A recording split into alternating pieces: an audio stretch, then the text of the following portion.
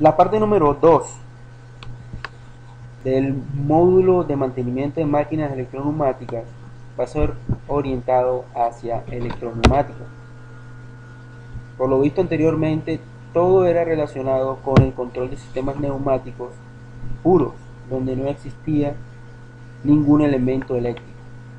En este caso, se va a abordar los sistemas de control neumáticos controlados por sistemas de controles eléctricos por lógica cableada.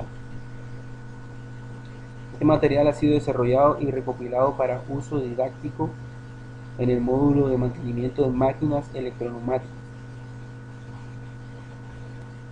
Para abordar el estudio de electroneumática, se hace necesario primero conocer los elementos de control eléctrico básicos,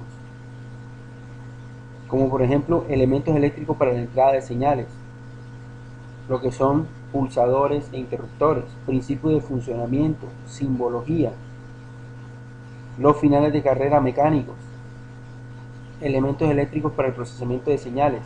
En este caso serían entonces los relés electromecánicos, los relés de tiempo o temporizadores, temporizadores con retardo a la conexión o con retardo a la desconexión,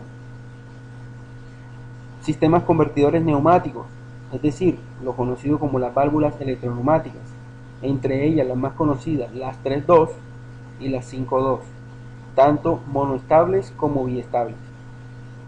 Son los principales elementos que necesitamos conocer a nivel eléctrico para poder hacer los circuitos de control electroneumático.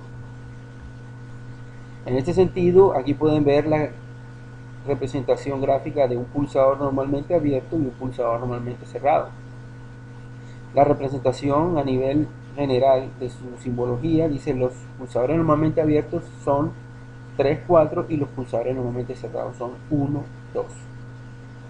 Pulsador significa elemento que tiene un par de contactos, pero que luego de ser accionado, él regresará a su posición normal por el efecto del resorte.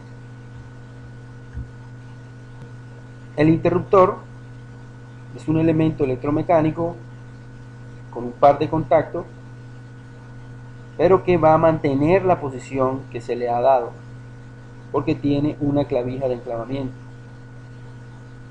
Él no va a regresar a una posición inicial, se va a quedar en la posición que le han asignado.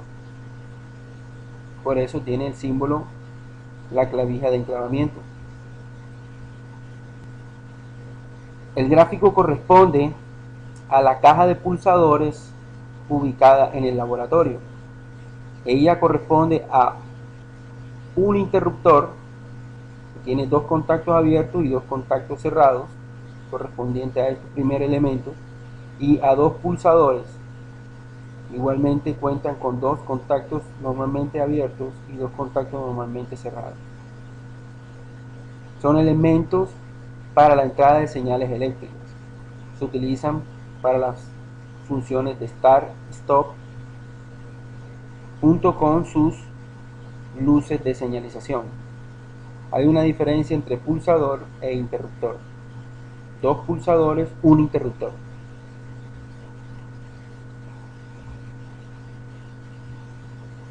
Los finales de carrera son elementos electromecánicos que tienen unos contactos asociados y que son utilizados para detectar la posición de los cilindros. Ellos atestiguan sobre la posición del cilindro si está retraído o si está extendido. En este caso tienen 3 contactos, un punto 1 que es el punto común, entre 1 y 2 es normalmente cerrado y entre 1 y 4 normalmente abierto. Esta es la designación del final de carrera cuando está en reposo, que no está accionado. Esta es la designación del final de carrera cuando está accionado.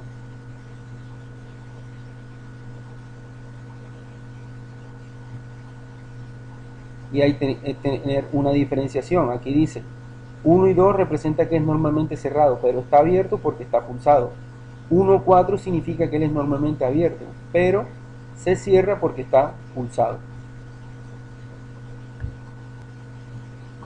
El relé electromecánico es un dispositivo conformado por una serie de contactos y una bobina, la cual, una vez es alimentada al voltaje correspondiente, va a activar los contactos. Cuando se alimentan entre A1 y A2 el voltaje de 24 voltios, este contacto cambia, abre el contacto entre 1 y 2 y cierra entre 1 y 4. Nos permite la multiplicación de los contactos. Una sola señal de entrada puede manejar múltiples circuitos de control. La figura muestra los relevos utilizados dentro del laboratorio. Esta caja de relevos incluye 3 relevos, K1, K2, K3.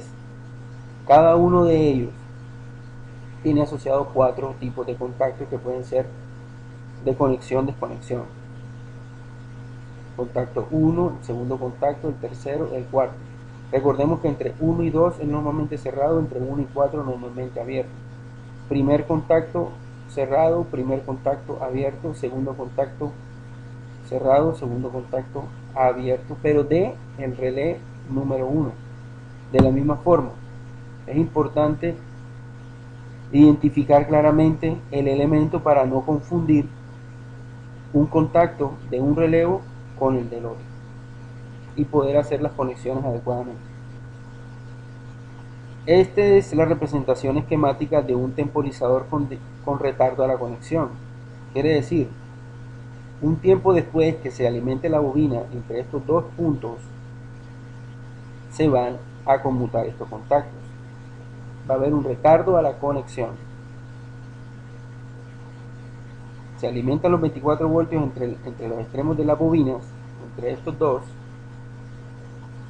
y dependiendo del tiempo que esté programado por esta perilla, entonces así va a ser la conmutación de los contactos un tiempo después, 3, 4, 5 segundos después. Prácticamente es un relevo con un retardo a la conexión. En los anteriores relevos inmediatamente se aplican los 24 voltios a la bobina, cambia su contacto, en este no. En este comienza una temporización y después de ella se va a dar el movimiento de los contactos. La figura representa una electroválvula 3-2. Podemos identificar 1, 2, 3 puertos y 2 posiciones de conmutación. Es una electroválvula, aquí se puede identificar la bobina y aquí podemos identificar los bornes de la bobina. Entre ellos, para el caso de estudio, se van a aplicar 24 voltios entre A1 y A2. Cuando sea ese el caso, va a permitir el paso entre 1 y 2. Cuando se quite la energía, va a comunicar a 2 con 3, así como está aquí. En este caso, la válvula retornará a su posición de reposo a través del resorte. Cuando llegan los 24 voltios, ubica este cuadro en esta posición comunicando a 1 con 2 y cerrando el puerto 3. Bastante útil para gobernar cilindros de simple efecto. Esta válvula o electroválvula corresponde a una electroválvula 5-2. Se pueden identificar los puertos 1, 2, 3, 4 y 5. El puerto 84 es un puerto de fuga de aire. Los puertos principales son del 1 al 5.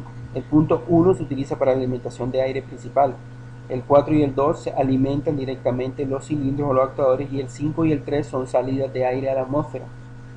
En la posición de reposo está comunicando a 1 con 2 y a 4 con 5. Pero cuando llega la señal de 24 voltios, la señal a 14, entonces va a comunicar a 1 con 4. Eso es lo que significa 14. Va a comunicar a 1 con 4 y a 2 con 3.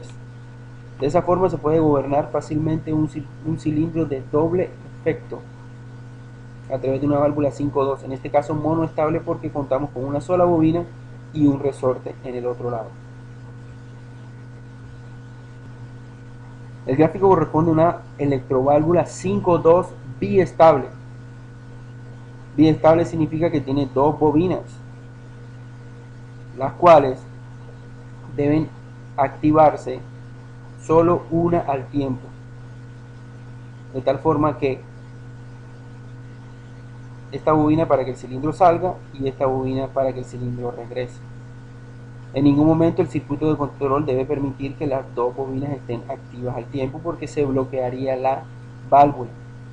Igual que la válvula 5.2 tiene 5 puertos, 2 posiciones, la señal 14, la señal 12, esta comunicaría a 1 con 2, la señal 14 a 1 con 4. Esa es la idea de esta válvula, poder enviar el aire de suministro del sistema a presión al punto 2 o al punto 4 para que salga o para que regrese el cilindro.